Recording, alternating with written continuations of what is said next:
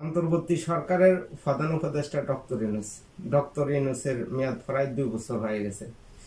এই 2 বছরে ডক্টর ইউনূসের আখের গুছিয়েছে, লুটপাট দুর্নীতি করেছে। এই ডক্টর ইউনূস জামাতে ইসলামী এনসিপিকে সুযোগ সুবিধা দিয়েছে দুর্নীতি আর লুটপাট করার জন্য। এই জামাতে ইসলামী আর এনসিপি এই সুযোগ সুবিধা পেয়ে তারা দুর্নীতি আর লুটপাট করেছে, বাংলাদেশের জনগণের ব্যাড ট্যাক্সের টাকা লুটপাট দুর্নীতি করেছে। এনসিপির প্রত্যেকটা নেতা কর্মী এখন প্রভাবশালী ব্যক্তি হয়ে গেছে, দুর্নীতি আর লুটপাট করিয়ে দেয়। এনসিপির নেতা কর্মীদের এখন বাড়ি গাড়ির কোনো কিছুর অভাব নাই, তো এই দুর্নীতি ছাড়া কোনোভাবে সম্ভব না এনসিপির নেতারা এভাবে এগিয়ে যাওয়া। জামাতে ইসলামী দুর্নীতি করেছে বিভিন্ন মন্ত্রণালয়, শিক্ষা প্রতিষ্ঠান, বিভিন্ন অফিস আদালত সবকিছু দখল করে তারা পুরো প্রশাসন তাদের নিয়ন্ত্রণে নিয়েছে। জামাতে ইসলামী বাংলাদেশের জনগণের রক্তের ভিতরে প্রবেশ করে এখন বাংলাদেশের জনগণকে নিয়ন্ত্রণ করতে আছে। জামাতে ইসলামী বিশ্ববিদ্যালয়ে ইঞ্জিনিয়ারিং করে তাদের প্যানেল থেকে সবাইকে বিজয় করতে তারা সক্ষম হয়েছে। জামাতে ইসলামী জুলাই সনদের ভিতরে তাদের প্রস্তাবনাগুলো দিয়েছিল, এই প্রস্তাবনাগুলো বাস্তবায়ন করার জন্য এখন অন্তর্বর্তীকালীন সরকার গণভোটের আয়োজন করেছে। যে প্রস্তাবনাগুলো বাস্তবায়ন হয়ে গেলে যারা সরকার গঠন করব তাদের পক্ষে কোনো সরকার পরিচালনা করা কোনোভাবে সম্ভব না।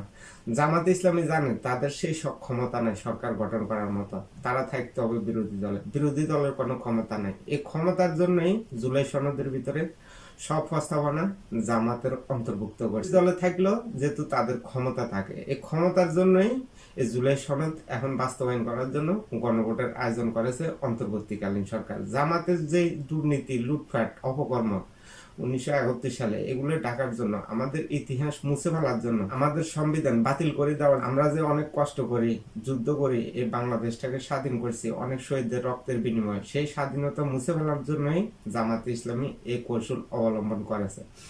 এখন বাংলাদেশের জনগণকে সিদ্ধান্ত নিতে হবে আগামী বাংলাদেশের জন্য।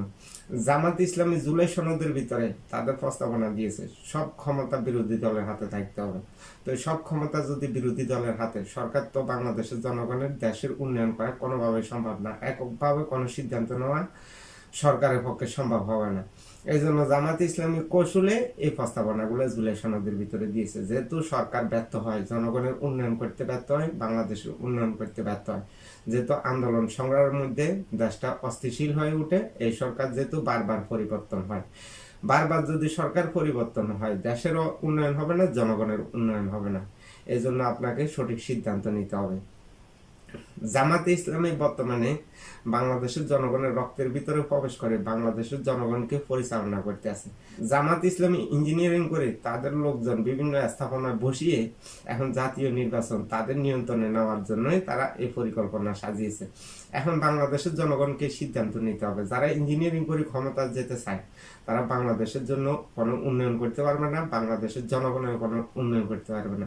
আপনি নাগরিক হিসাবে আপনি যে সরকার থেকে যে সুযোগ সুবিধাটা পেতেন, এই সুযোগ সুবিধার থেকে আপনি বঞ্চিত হয়ে যাবেন। জামাত ইসলামী যদি রাষ্ট্র পরিচালনার দায়িত্ব হয়, জামাত ইসলামী পুরানো সব ইতিহাস মুছে ফেলতে যায়, যেহেতু নতুন প্রজন্ম কোনো কিছু যেহেতু না জানতে পারে, জামাতের অপকর্ম যেহেতু না জানতে পারে।